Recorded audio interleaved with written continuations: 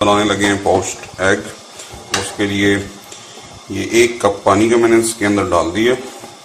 इसको हम बॉयल होने के लिए छोड़ देंगे, ये अच्छी तरह बॉयल हो जाए। ये देखिए जब इस तरह पानी बॉयल होना शुरू हो जाए तो ये पानी हमारा तैयार है। ये हमने 2 अंडे एक बाउल के अंदर तोड़ कर डाल लिए हैं। अभी हम इस बाउल को उठाएंगे और इस पानी के अंदर रख देंगे। अभी साथ में एक चुटकी नमक जो है वो मैं इधर ही इन पे ऐड कर दूंगा।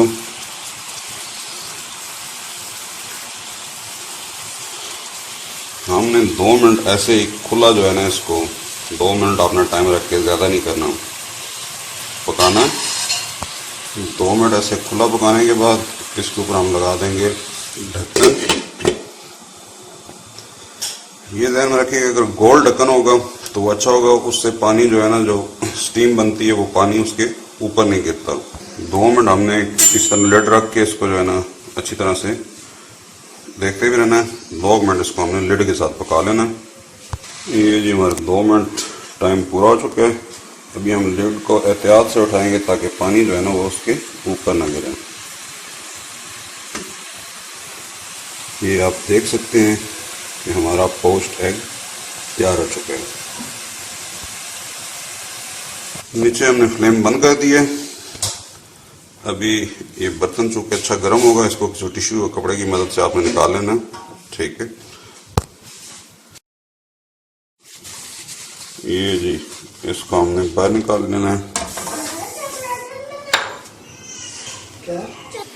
ये निकालने के बाद हम इसको साइडों से सेपरेट कर लेंगे जी।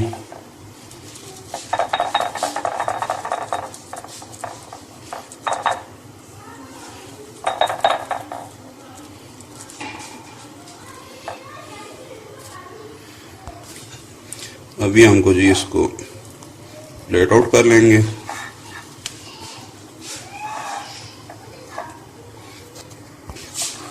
इसको हमें उठा लेना जी,